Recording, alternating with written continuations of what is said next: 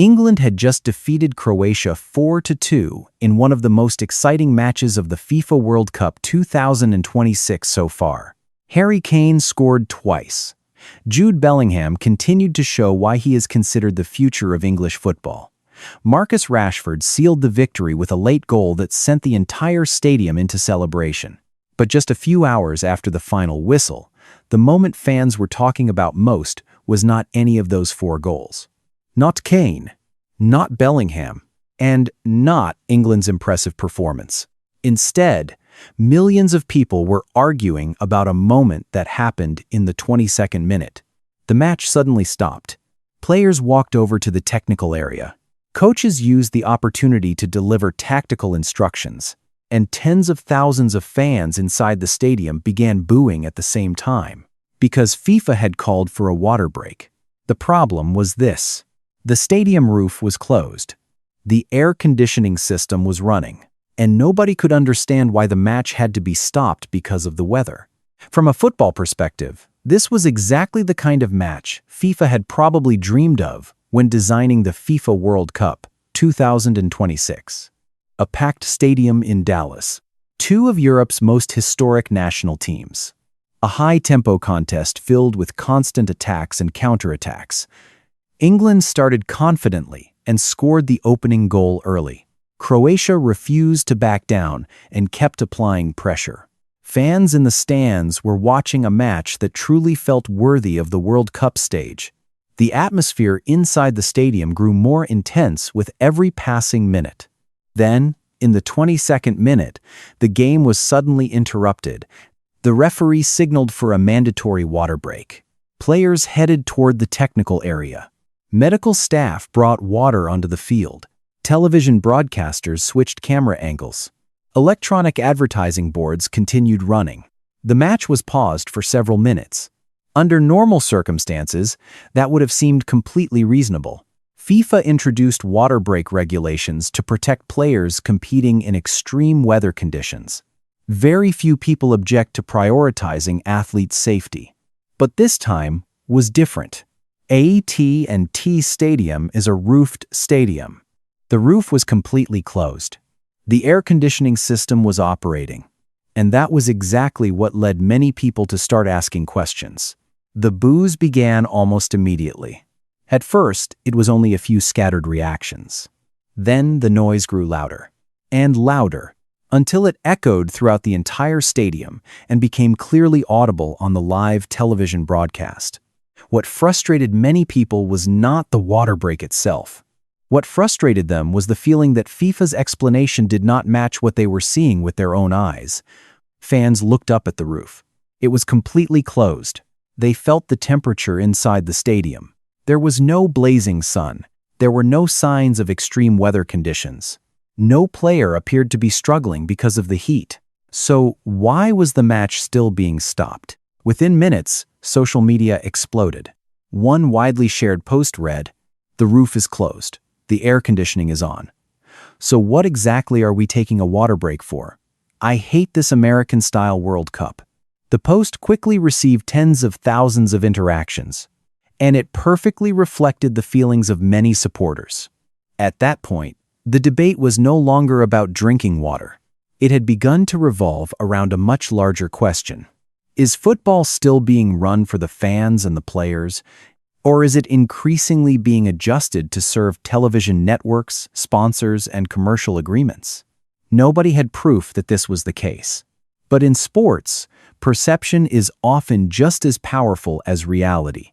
And FIFA was suddenly facing a wave of skepticism unlike anything it had encountered before. In reality, this controversy did not appear out of nowhere. It was simply the latest flashpoint in a series of concerns that had existed for years before the FIFA World Cup 2026 even began. When FIFA unveiled this tournament, it described it as the biggest World Cup in history. More teams, more host cities, more matches, more fans. Everything was bigger. But many supporters were asking a different question. Does bigger automatically mean better? In recent years, football has become increasingly influenced by commercial interests. Tournaments are optimized for broadcast schedules. Match times are arranged to suit multiple time zones. Sponsors are visible everywhere. And World Cup 2026 is being hosted in the United States, a country famous for a sports model built heavily around entertainment and commercial value. That reality has made many fans uneasy. They worry that football is gradually being transformed into a television product rather than remaining a pure sporting competition. Viewed from that perspective, the water break was no longer just a single decision. It became a symbol of a much larger concern. Some critics pointed out that breaks like these can create significant benefits for broadcasters. More advertising time, more exposure for sponsors, more commercial value. Of course, FIFA has never acknowledged that such considerations influence these decisions. But the real issue is that trust is beginning to weaken. For supporters, the World Cup is far more than a tournament. It is memory. It is tradition. It is part of the identity of world football. And as more changes continue to appear, many fans are starting to ask an uncomfortable question. Is FIFA protecting football? Or is it selling it? To be fair, FIFA also has reasons for strongly defending its decision. According to the organization, water break regulations are not based on what spectators feel or observe. They are based on medical standards and scientific data. Even when the stadium roof is closed and the air conditioning system is running, competing at a high intensity in front of a large crowd can still create physical risks for players. Temperature is not the only factor that affects the human body. Humidity, energy expenditure, extended periods of continuous physical activity, all of these can influence an athlete's health and performance. From FIFA's perspective, if there is any possibility of a risk, they have a responsibility to take preventive action before a problem occurs. Supporters of FIFA also argue that fans only see a few minutes of action on the field, while tournament organizers have access to large amounts of data that are not available to the public.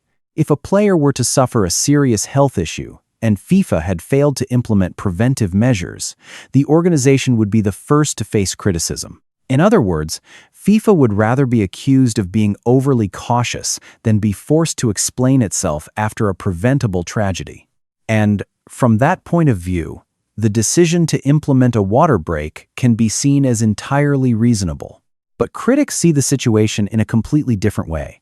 They do not believe this is simply a discussion about player health. What concerns them is the way FIFA is managing the image and direction of the World Cup. In their view, football has always been compelling because of its continuity, the rhythm of the match, the emotions in the stands, the uninterrupted tension that builds from minute to minute. Those are the elements that define the identity of the sport. Every time a match is stopped, that emotional flow is interrupted as well. And when those interruptions occur under conditions that many fans believe do not justify them, supporters begin to question the true motivation behind the decision. The biggest concern is not a few minutes spent on a water break. It is the precedent that such decisions create. If fans accept this today, what other changes might follow tomorrow? More advertising? More interruptions? More entertainment-driven elements? That is why the reaction has been so strong. Because, in the eyes of many supporters, they are not simply opposing a single decision. They are trying to protect what they believe is the soul of football. And that is a debate FIFA may find extremely difficult to silence. Maybe FIFA is right. Maybe the medical experts have accurately calculated every potential risk, and this decision was genuinely necessary to protect the players. But it is also possible that fans are noticing something FIFA has not fully recognized. Trust. In sports, trust is just as important as the rules themselves.